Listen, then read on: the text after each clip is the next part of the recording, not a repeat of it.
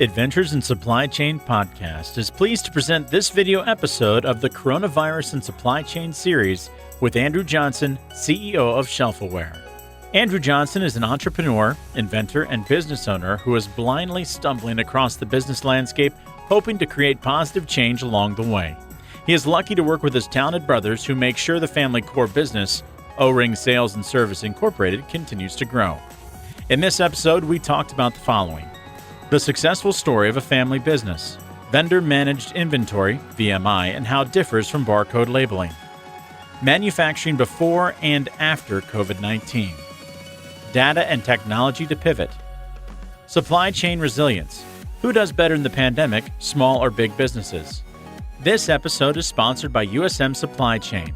USM stands for Unstoppable, Scalable, Mindful Supply Chain. Check us out at usmsupplychain.com to scale up your profits together with your supply chain. And now with you, your host, Marcia, and her amazing guest, Andrew Johnson.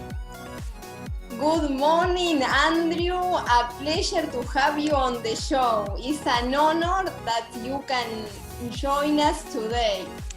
Yes, thank you, Marcia. Thank you for having me. I'm very excited to be here and to talk to your audience. Of course, it's a pleasure. And I would like to start with your story, with your company, your role, because as I was talking before, I watched the show from Supply Chain Now that I love that show. Right. And it was incredible. So please, if you could please share your story and what you are doing, that would be great. Sure. Yeah, I'd love to. It's a great place to start. I had a fantastic time with Greg and Scott on Supply Chain Now Radio.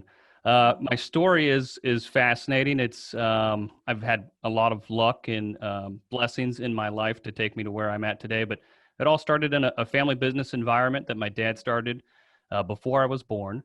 And then I have three sisters, no brothers. And before I knew it in my professional career working for my family business, I was working alongside three brother-in-laws, which can be a recipe for disaster most often. But again, we got lucky in the fact that all of my brother-in-laws, not only are hard workers, but also entrepreneurial, and they had different skill sets and characteristics than each other. So all of us are very unique, and it has allowed us to do some really cool things while staying in our own lane and avoiding massive conflict, all the time.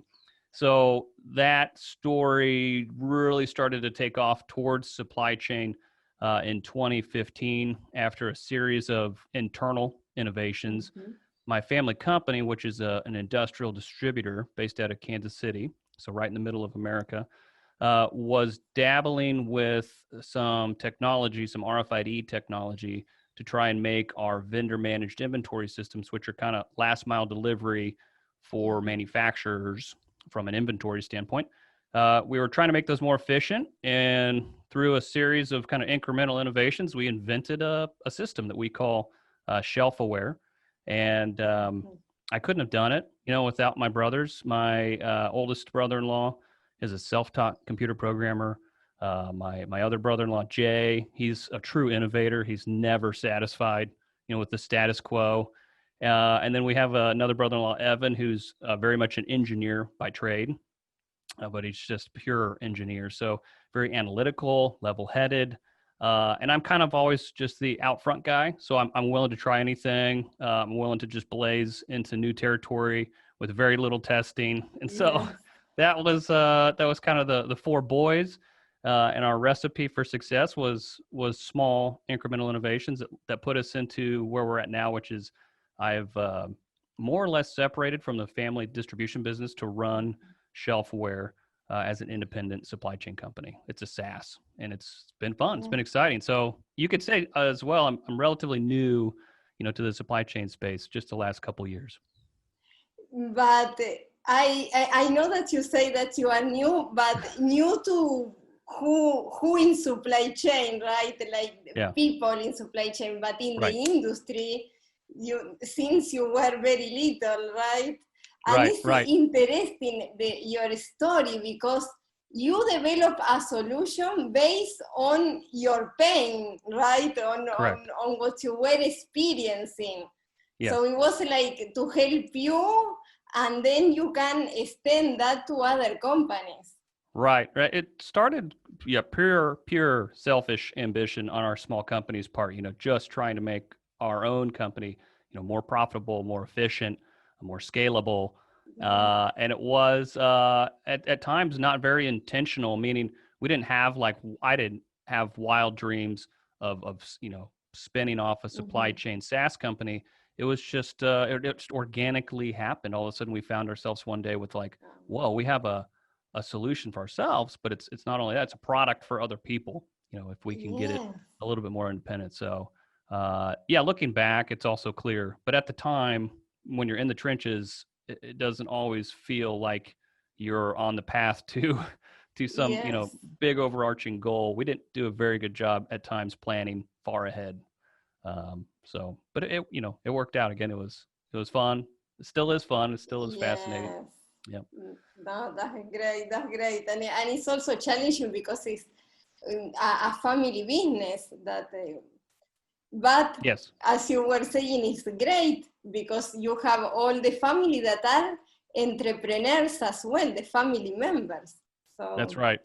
So even after I, departed to run ShelfAware independently, I have lots of confidence in my brother-in-laws who are running, the family business. It's also, my sole investor. So we're using our family business to basically fund 2 startups. We have ShelfAware and then another startup that's running in the Amazon fulfillment space. That's kind of the wild west of B2C, and that's been fun too. So we'd make a great reality TV show, I think. I mean, we have our times of conflict as well. So there's plenty of drama, lots of new ideas, plenty of failures. It's a fun ride. Yes, but it's part of the ride, as you were saying. Yes, that's right. Yes. That's right. Yep. Great. And Andrew, since you have all of this experience in supply chain, how do you see supply chain before and after COVID? What are the key differences?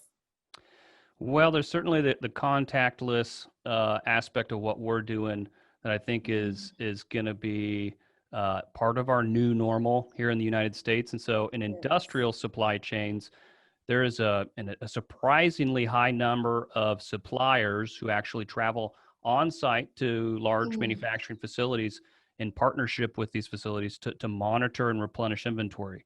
And like a really well-known and probably the best in the industry at it would be Fastenal. They are I know. A giant in this space, and they're very, very good at what they do. But a lot of what they do depends on people from their organization being inside of these large facilities, and it's become a real overnight concern with these facilities. They do not want to, have hundreds of people in a manufacturing setting. They don't want, their employees' health and safety compromised, and they certainly don't want the facility to be compromised in a way they have to shut down for any period of time. So if they can keep people out of the facility, it would be huge. And so what they're relying on, of course, is technology, innovation to try and monitor and better analyze supply chain on-site values, on-hand inventory values, without having the contractors on site on a regular basis. And so it's been honestly a nice boon, a boom for ShelfAware, brought more eyeballs to our technology solution that would remotely monitor inventory. And then the other thing I've really been seeing and I've been preaching a lot about is visibility. Like this day and age, you have to have visibility on every node of your supply chain. And I think that with how available and inexpensive and robust technology is getting today, there's no reason you can't have sensors and RFID tags or barcodes or QR codes, mobile apps that are collecting data that would allow you visibility from end to end on every aspect of your supply chain. So I see companies working towards that goal, quickly, very quickly. Yes, that's exactly right. And I worked before for Cummins Engine in Indiana, and they are, of course, they had the same concerns that you are mentioning. So yes, Fastenal is a company that does that, but there are others in the same space. And you were right, like talking about how to manage, how to see that inventory remotely. That is the challenge. And of course, technology has been evolving. Yeah, very quickly. Yeah. Yes. Yeah. So do you see also that companies, manufacturing companies, like small, medium-sized manufacturing companies, are implementing technology in their operations? For example, having more vendor managed inventory? Mm-hmm. It's starting. I wish it was moving faster. I think in the United States, if you look across the landscape, small and medium manufacturers, we're at a big disadvantage for the last decade or so. There's very, very low levels of investment into the tech and into the manufacturing space, which it was basically, in my view, it was left unattended for a decade or more, maybe 20 years. And so a lot of manufacturers that I work with have a very low tech IQ, have a very low tech infrastructure. I mean, they might not even have reliable Wi-Fi, throughout their facility. So it's like kind of those basic tech pieces that we need for data capture and for automation just aren't even there. So you're missing infrastructural pieces because there's just been a lack of attention to it, stagnation, you could say, in investment. So there's a few things, drivers of change that I hope will positively affect this and start to put resources back into U.S. manufacturing.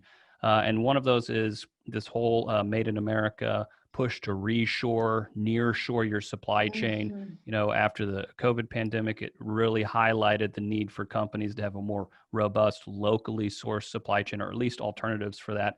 And so that big movement could bring, eyeballs and attention back to small and medium manufacturers, who then hopefully, have the wherewithal to invest in their infrastructure that would set the groundwork for them to start adopting technologies faster. So I'm hoping that helps. And then the other big driver that I think could be a big positive change in the marketplace is the demographic shift you're seeing in America. You have boomers retiring. Before COVID, it was roughly 10,000 baby boomers a day retiring out of the U.S. marketplace. And with boomers now and COVID's driving their retirement much, much faster. If you're towards the end of your career and you're looking at this whole pile of change, and you got to change everything that you're used to, and you love the in-person aspect, and it just looks miserable. If you have the opportunity to retire, I think at this point in time, you might heavily consider just retiring. Well, why deal with the pain of the change?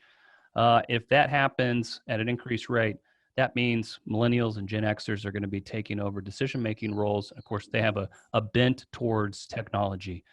They have a propensity to use technology or to look towards technology first and foremost. So those decision-making demographics will hopefully help expedite this necessary innovation in small and medium manufacturing in the U.S. and supply chain and inside WIP and manufacturing systems. It all needs to be, innovated. Yes, no, excellent point. And as you mentioned, companies that had a manufacturing location, a domestic manufacturing plant, they were more prepared, right? Because to continue through COVID-19. And what are the factors that you think? It can be, one of them can be technology, but what are the factors that you think make companies more resilient when this kind of crisis that, of course, this was totally unexpected happened? Yeah. Well, I, of course, have a soft spot for small to medium-sized organizations. And I think just naturally, the smaller organizations, if they have a culture of innovation, which is that they've empowered their individual employees, to speak up, to be critical of current systems and request change, and those voices are listened to. The smaller organizations have a huge advantage right now to be nimble and to change and to gain traction and market share right now. Because of their small size. I think they can move Yes. really fast. And technology, we mentioned this before, but the cloud getting developed to where it's at. You have companies like AWS, Amazon Web Services, and Google Cloud environment, and those environments that are now very, very robust and mature. They allow for companies to move quickly with customized solutions. And so I've seen a lot of small and medium manufacturers and small and medium distribution suppliers. I mean, all players in the supply chain space be able to make these homegrown solutions, like our story, happen quickly in just a matter of a year or two. And a lot of them consist of off-the-shelf hardware that has just been coupled with custom software, oftentimes mobile apps. And then those are quick and they're cheap to develop, and they can just be laser-focused solutions that help people pivot quickly, move quickly, towards automation and efficiencies, productivity. It's all about productivity and efficiency. So it's a fascinating time. I mean, it's traumatic in a lot of ways, but No. really pain usually does just drive the change, and it's just they kind of go hand in hand.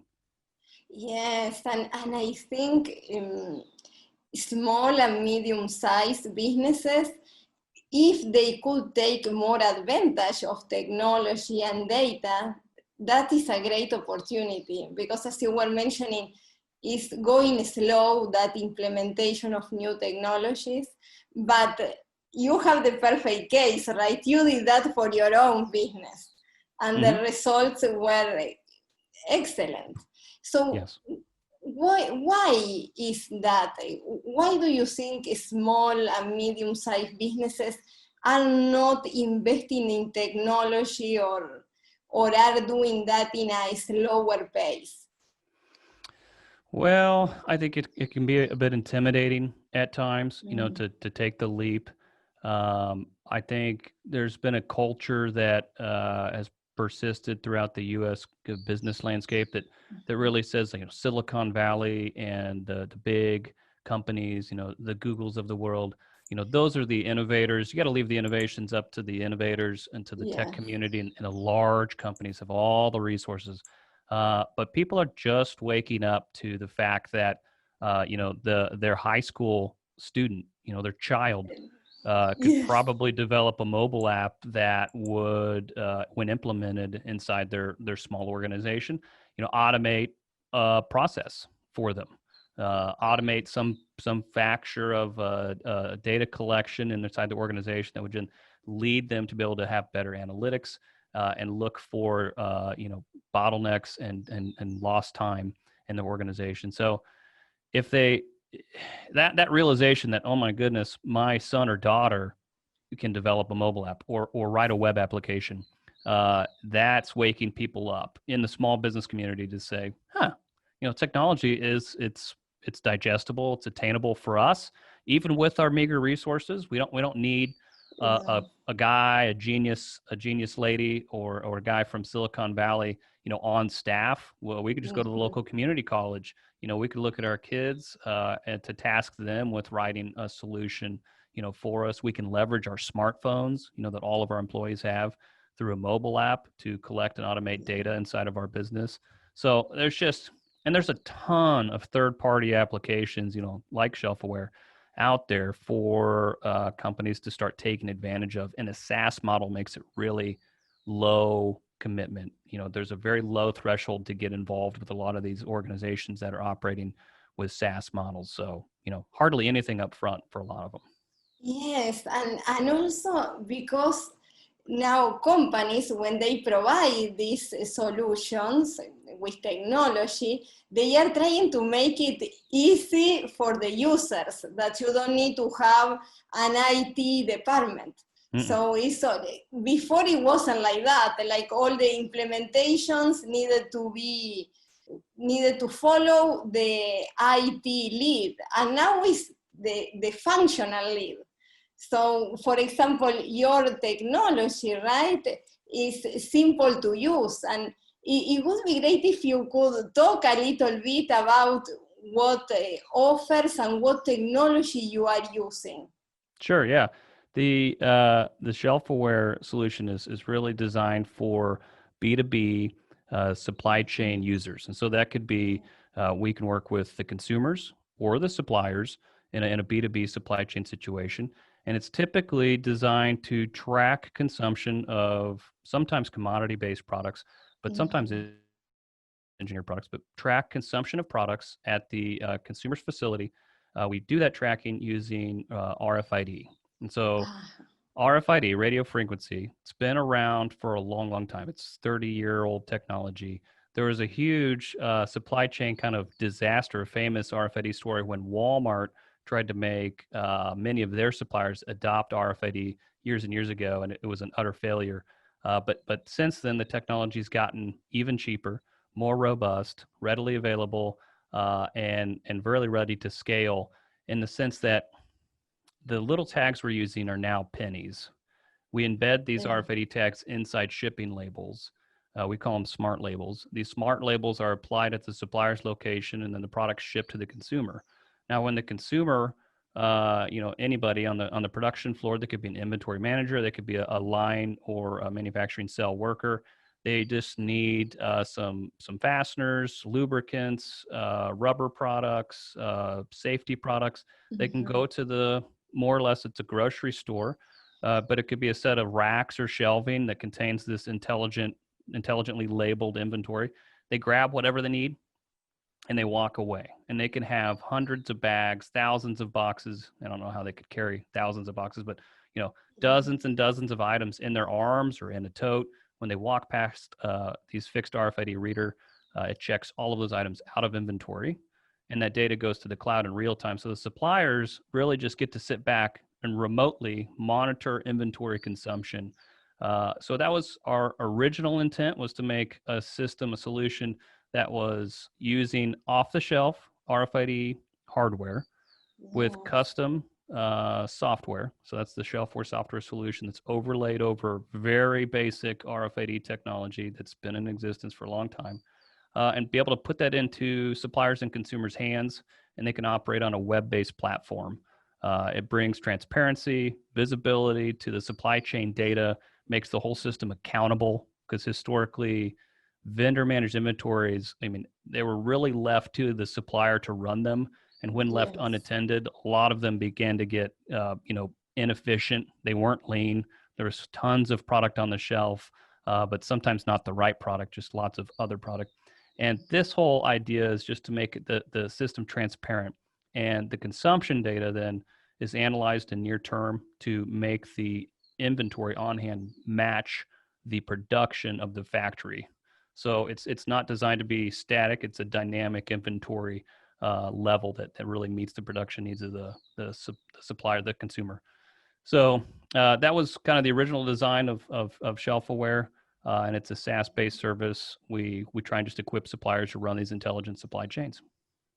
Now that's great, because before, those controls or the way that they were managing inventory was mainly visually, right? There's the supplier goes to the plant, they check the bins. If they are empty or half empty, they replenish. So it was like twice in a week, or maybe or every day. So, for the supplier, it was just this go back to the selfish ambition of our small company. That was the at the core of it. That was the original pain point. Was we have people driving all over the place to go into facilities, and it was 2 or 3 trips a week. And inevitably, we'd still get a phone call from the consumer saying, "Hey, we're out of this product." We're like, "Well, we were just there yesterday," And so that was our original pain point. Selfish ambition was, can we just get the people off the street? No trucks, no mileage. We just want to basically spy on the consumer's activity. If we could just keep eyes on their inventory at all times, everybody would benefit. And that was the original pain point. It's grown from there to become much more, I guess once the data started to pile up, we're like, whoa, we have so much data on the consumer's activity. We can draw all sorts of insights like, hey, these products should be co-located to cut down on picking time. Hey, obviously we should make this leaner. We don't need to stock as many of this, but we need to stock more of that. it was all sorts of insights based off of consumption data, really just looking at timestamps, say when did they consume what, and putting two and two together. But it Yeah. always starts with that like selfish pain, it seems like, in innovation. No, but that's perfect because also now you are collecting that data that before it was very difficult or Mm-hmm. not accurate, in particular for these kind of items, MRO, right, Mm-hmm. maintenance. So that is a way that we can see that we use data for practical application in a practical application and we get results because sometimes companies or all of us know that we need to use data, we need to do something with that, but we don't know how. Right. So this is a clear example how we can use the data. Yep. I just sometimes you get lost in the data weeds. There's just so much emphasis on data, that we lose sight of the important data, and we Yes. just have too many kinds of data. With ShelfAware, what we learned is we really just have one, central piece of data, and Mhm. that's that consumption. Yes. It's a product, and it's tied to a point in time of when it left that inventory, and that's all we have. And you can build so much from an analytical perspective around that one piece of very important data. That's all we needed. And so, yeah, it just starts with one piece and you can build out from there. Yes, and what are the key differences if you need to explain? Because I have seen barcoding as a solution.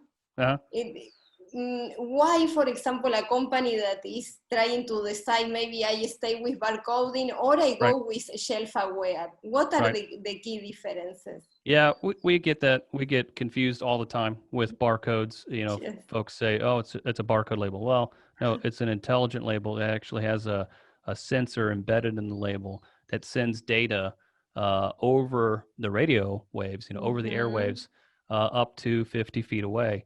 And the big difference, or there's many advantages, but for us, it's the ease of collecting tag data without actually seeing the tag itself. So it's non-visual.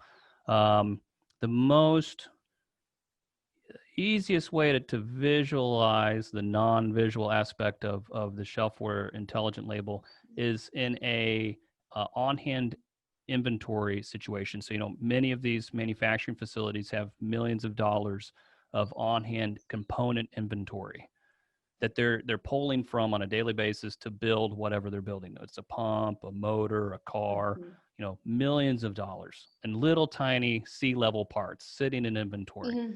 And Yes. historically, a lot of these facilities have to shut down or hire overtime labor to come in on a semi-annual or annual basis and perform on-hand inventory audits to satisfy, accounting departments and finance departments.